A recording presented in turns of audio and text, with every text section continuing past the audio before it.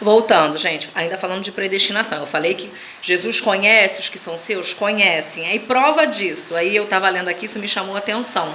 No Evangelho segundo escreveu Mateus, no capítulo 7, diz assim, do 21 em diante: quem entra no reino dos céus? Nem todo o que me diz Senhor, Senhor, entrará no reino dos céus, mas aquele que faz a vontade de meu Pai que está no céu. Muitos me dirão naquele dia: Senhor, Senhor, não profetizamos nós em teu nome? E em teu nome não expulsamos demônios? E em teu nome não fizemos muitas maravilhas? E então lhes direi abertamente: nunca vos conheci. Apartai-vos de mim, vós que praticais a iniquidade. Né? Aí me chamou a atenção esse pedaço aqui, olha só. Nunca vos conheci. Interessante que Papai do Céu, ele não falou assim, não estou conhecendo vocês agora, não estou reconhecendo quem são vocês. Não, ele diz assim, eu nunca vos conheci. Então vocês faziam a minha obra, mas eu, Rabanda Subcantarás, é mais ou menos isso que Jesus quer dizer. Eu olhava o interior e via que vocês queriam fazer para se aparecer, para se engrandecer, ou para mostrar que podiam, como ele fala da palavra, que aqueles que se assentam, né, as primeiras cadeiras estão todos errados. Aquela oração do fariseu e publicano, o fariseu se engrandecendo, que eu dou o dízimo, que eu faço e aconteça. Aí Deus atentou para a oração de quem? Do humildezinho, né? O publicano que falou, ai, tem misericórdia de mim, Deus, que eu sou miserável, eu sou um pecador. Então é mais ou menos, eu nunca vos conheci. Então vocês pensam que eu conhecia, vocês nunca reconheci vocês como filhos meus, porque nunca procederam na banda subcantarás como filhos meus. Então, vamos lá, voltando à predestinação. Deus, ele conhece os que são seus? Sim, ele sabe os que são verdadeiros e os que não são. Mas eu não concordo que ele já selecionou quem vai ser salvo e não. Porque existem alguns pormenores, a gente vai ler algumas passagens aqui sobre isso. Então, Deus predestina o futuro? Sim. Ele predestinou o futuro de Israel, predestinou o futuro da igreja. Deus predestina o nosso futuro. O que eu não consigo aceitar, a teologia, né, que alguns creem por aí, é que Deus ele selecionou. Não, Joaquim vai ser salvo, não, a Antônia não vai ser, não, fulana vai ser salvo e Beltrano não vai ser. Não existe isso. Tem uma exigência, né, para que o Senhor venha nos conhecer, venha saber, a banda subcantarás, quem a gente é. Eu vou ler algumas passagens para a gente poder, dentro da Bíblia, ver se procede isso, que Deus já sabe quem vai ser salvo ou não. Então eu quero ler aqui primeiro. Nossa, tá chovendo demais. Hebreus 5:9. Vamos lá. Caindo um pé d'água aqui que vocês não têm noção. Olha o 5:9, o que diz, ó. 5:9. E sendo ele consumado, veio a ser a causa da eterna salvação para todos os que lhe obedecem. Já tem uma questão aí. Tito, vamos para Tito. O 2, 11, 12, 13, diz assim: porque a graça de Deus se é manifestado trazendo salvação a todos os homens, ensinando-nos que, renunciando à impiedade, à concupiscência mundana, vivamos nesse presente século sombria, justa e piamente, aguardando, sóbria. Voltando à frase, ensinando-nos que, renunciando à impiedade e às concupiscências mundanas, vivamos nesse presente século, sóbria, justa e piamente, aguardando a bem-aventurada esperança e o aparecimento da glória do grande Deus e do nosso Senhor Jesus. Ou seja, a salvação foi para todos os homens, mas ela nos ensina que a gente renuncia a impiedade e as concupiscências. Já tem outra questão aqui. Apocalipse 13:8. O que diz no 13:8? Ah lá. Apocalipse 13:8. Sim. E adoraram a todos os que habitam sobre a terra. Não é essa, não. Ah, sim. Isso aqui eu quero explicar sobre o plano. Vou ler esse aqui depois, deixa eu marcar aqui. Eu vou ler daqui a pouquinho esse aqui, pra gente poder não sair do foco que a gente quer falar. Em Filipenses 2:12, eu não vou ler, mas fala que Deus opera a salvação mediante temor e tremor. Ou seja, tem um requisito para que a gente seja salvo. Hebreus 6, vamos ler Hebreus 6 também. Então, os Hebreus. Vou ler o 6, do 4 ao 6.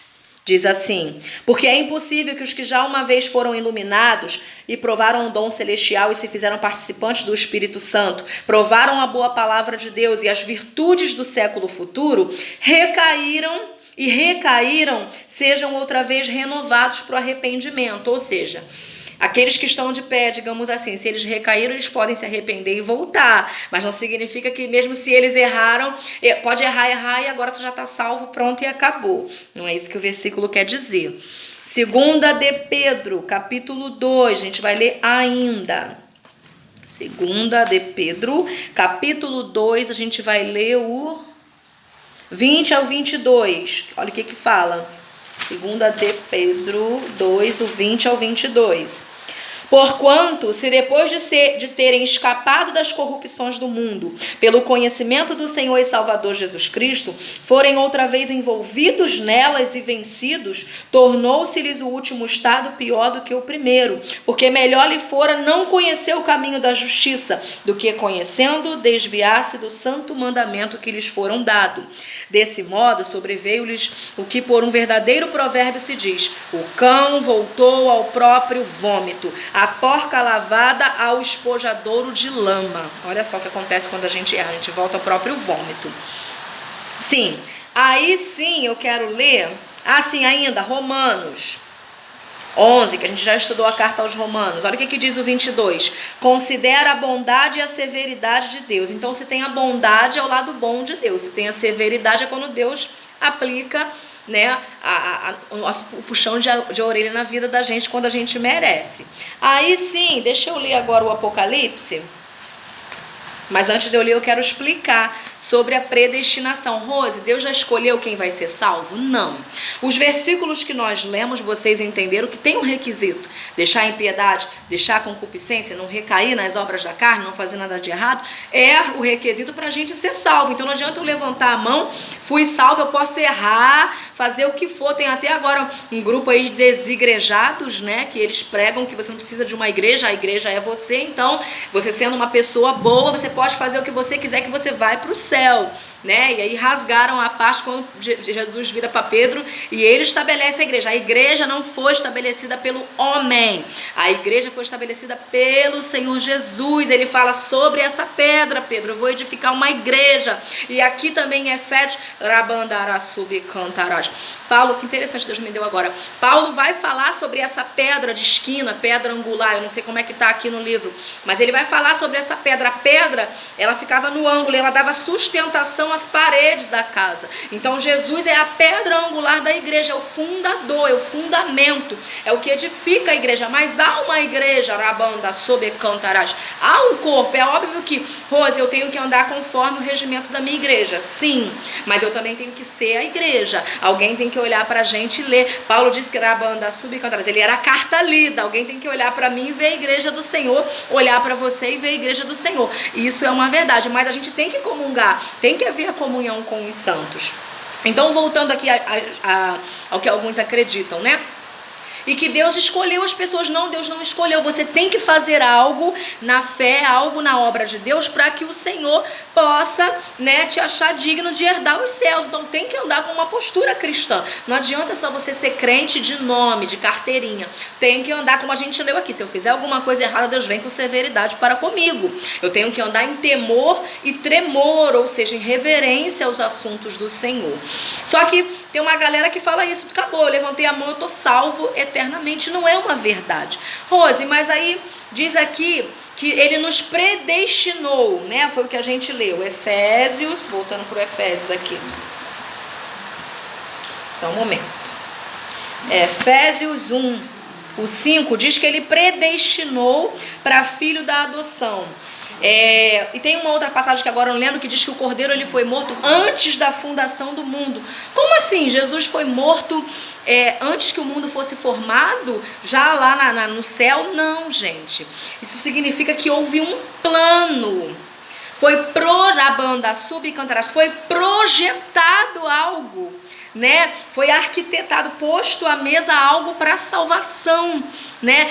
Digamos que Deus sentou com o filho, fez uma reunião espiritual, falou: olha só, Jesus, a gente vai ter um plano aqui, porque eu vou criar a humanidade, eles vão usufruir de tudo. Mas se eles errarem, caso o homem desobedeça, caso ele coma do fruto, né, da árvore da vida que eu mandei não comer, caso ele proceda de maneira ímpia, de maneira errônea para comigo, Jesus, como é que vai ficar isso? Eu vou precisar mandar alguém para espiar o sangue, né? Tem um significado. Quando Adão se vê ali nu, diz que ele corre ali e é feito o primeiro sacrifício, que diz que ele se veste de pele de animais para se cobrir. Então Jesus começa a ver, não, peraí, o sangue, Deus vê o sangue, isso tudo como é que fala? É um assunto para um pouquinho mais à frente vocês aprenderem, mas é mais ou menos isso em teologia. Não, peraí, o sangue do animal foi expiado para cobrir o pecado de Adão. Então o sangue expia pecado. Então o sangue de Jesus vai ser na cruz, né, derramado pelo Rabanda Subcantarás, o meu e o seu pecado. Então desde a fundação do mundo havia um projeto.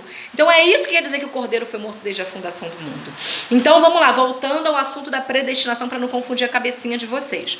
Predestinação, a gente já viu aqui que tem vários pormenores, várias exigências para que eu e você sejamos salvos. E houve um plano, houve um projeto, é isso que quer dizer a passagem. Deixa eu ver se eu acertei aqui no 13:8, Apocalipse 3:8, se é o que eu quero falar para vocês, ou que eu já até falei. Não, quero falar o 2:10, que diz assim: ser fiel até a morte, dar-te-ei a coroa da vida. Não, isso aqui também fala, né, que tem que ser fiel para herdar os céus. E o 3, ao que vencer será vestido de vestes brancas. O que vencer eu farei coluna do templo.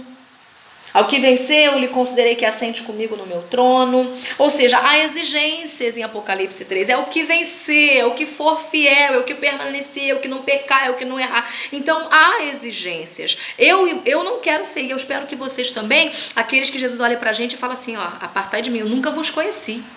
Eu nem sei quem você é. Tu pregou, subiu no púlpito, ministrou, tomou o microfone, cantou, entoou louvores maravilhosos aí, mas eu não estava nisso aí não. Penso que enganou você, porque eu andava todo errado, estava pregando, mas estava adulterando,